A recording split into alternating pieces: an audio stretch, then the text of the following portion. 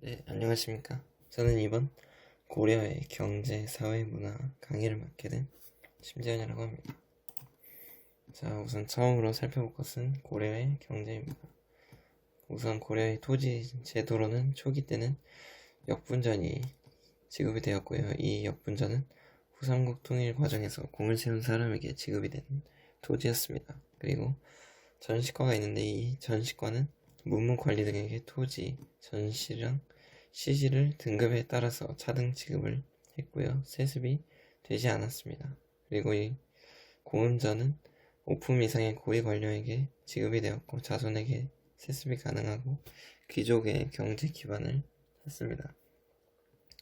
그리고 기타로는 군인전이라든지 민전 등이 있습니다. 그리고 수치 제도로는 운영을 하는 방식은 양한 토지대장과 호적을 작성해서 조세, 공납, 역을 부과를 했고요.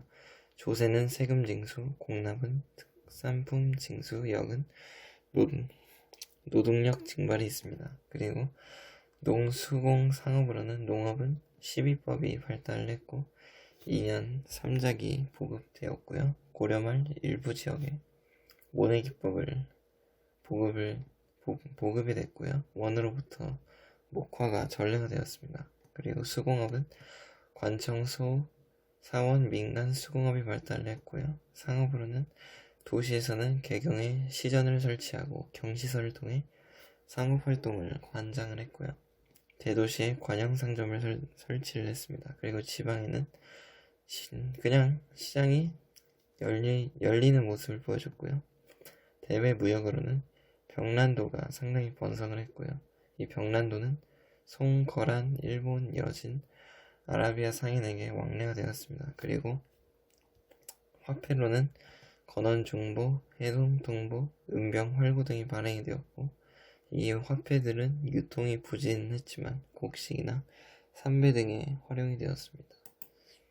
그리고 고려의 사회로는 우선 신분 제도로는 귀족, 중류층, 양민, 천민이 있는데 이 귀족은 최고 지배층이면서 음서, 공음전의 혜택을 받았고요. 중류층은 대표로는 향리가 있는데 이 향리는 직역의 대가로 토지를 지급을 했고 자손에게 세습을 했습니다. 그리고 양민은 흔히 백정이라고 불리면서 조세공납역을 부담을 했고요. 향부곡소 주민은 차별 대우를 받고 거주 이전에 자유가 제한이 되었습니다. 그리고 천민은 노비가 있는데 이 노비는 재산으로 취급이 되었고요. 이 신분 변동으로는 신라 사회에 비해서 자유로운 모습을 보여주었습니다. 그리고 사회제도와 농민 공동체로는 사회제도로는 위창이라든지 상평창이 있고요. 농민 공동체로는 향교 즉 매향 활동을 해서 불상과 석탑을 제작을 했는데 이후 불교 신앙 조직에서 향촌 공동체로 변화를 했습니다. 그리고 가족의 제도랑 여성의 지위로는 가족 제도는 자녀에게 고르게 재산이 상속이 되었고요. 제사도 자녀가 동등하게 부담을 했고요. 여성의 지위로는 사회활동은 제한이 되었지만 가족의 생활에서는 차별이 없었습니다. 그리고 태어난 순서대로 호적이 기재되었고요. 여성의 재가가 비교적 자유로운 모습을 보여주었습니다. 그리고 고려의 사상으로는 유학, 교육기관, 역사서가 있는데 이 유학의 배경으로는 과거제가 시행이 되었고 유교적 통치체제를 정비하는 과정을 보여줬습니다. 그리고 수용 과정으로는 충렬왕 때 안양이라는 학자에 의해서 소개가 되었고요. 신진사대부를 중심으로 적극 수용을 했습니다. 그리고 교육기관으로는 관악이 있는데 이 관악은 대표적인 중앙교육기관으로는 국자감이 있는데 후에 성균관으로 바뀌었고요. 지방기관으로는 향교가 있습니다. 그리고 사학으로는 12도가 융성을 했는데 그중 최충의 구제학당이 가장 융성을 했고요. 역사서로는 삼국사기, 김무식이 있었고 기전체 방식으로 쓰였고요. 삼국유사, 제왕기 등이 있습니다. 그리고 불교로는 정책으로는 연등 8관의 승과 국사, 왕사 제도 등을 정비를 했고요. 위천대사는 해동 천태종을 창시하고 교관 겸수를 제창을 했습니다. 그리고 진울 같은 경우는 수선사 결사운동을 전개를 했고 조계종을 창시를 했고요. 도노점수나 정해상수를 제창을 했습니다. 이것은 단어만 알아두면 좋습니다. 그리고 해심은 유불일 일치설을 주장을 했고요. 유교랑 불교가 일치한다는 설을 주장을 했고요.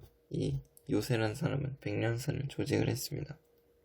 그리고 대장경은 초조대장경이 있는데 이 초조대장경은 거란의 침입에 대응하여 제작을 하였지만 이후 몽골의 침입으로 없어졌고요. 팔문대장경은 몽골의 침입에 대응하여 제작을 했고 유네스코 세계기록 유산에 등재가 되어 있습니다. 그리고 불교의 이후 폐단으로는 권문세족과 연결이 되었고 사원이 부패가 되었습니다. 그리고 도교는 왕실과 국가의 안녕을 기원하고 불로 장생한 모습을 보여줬고요. 풍수지리설은 남경, 즉 서울과 묘청의 서경천도 운동에 영향을 주었습니다. 그리고 고려의 문화로는 과학기술이 있는데 과학기술은 금속 활자가 발명을 했고 대표적인 책이 직지 심체 요절이 있고요. 그 다음에 화약 무기가 제조가 되는데 즉 최무선이 화약 무기 제조를 해서 이후 왜군을 격퇴를 했습니다. 그리고 청자로는 고려 청자가 발달을 했고요. 조각 및 건축으로는 조각은 영주 부석사 소조열의 좌상이 있고요. 논산 관측사 석주 미륵보살 입상이 있습니다. 그리고 건축은 개성 경천사지 10층 석탑이 있습니다. 이 석탑은 원나라의 영향을 받았고요. 그다음에 안동 봉정사 극락전이 있습니다. 우리나라에서 오래된 목조 건물이고요.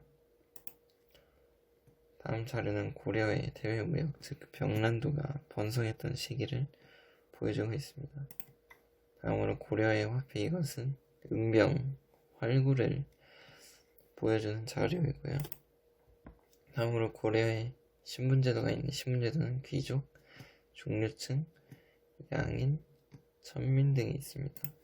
그리고 이 고려의 불교의 가장 이바지를 하신 분은 이 위천대사님, 그리고 고려의 대장경으로는 팔문대장경이 대표적이고요. 고려의 금속발자, 직지, 심체요절을 보여주고 있습니다. 그리고 고려의 석탑으로는 이게 개성, 경천사지, 10층 석탑을 보여주고 있습니다. 예시 문제를 풀어보겠습니다. 가화폐가 발행된 시기의 경제 상황으로 오른 것은 사실은 읽으면 좋지만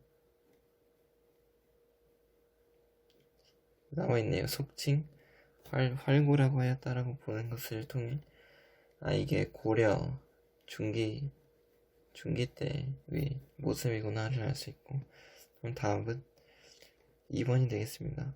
1번은 조선시대, 3번은 조선 후기, 이건 조선 초기고요. 4번, 5번 다 조선 후기 때의 모습을 나타내고 있습니다. 이상으로 발표를 마치도록 하겠습니다. 감사합니다.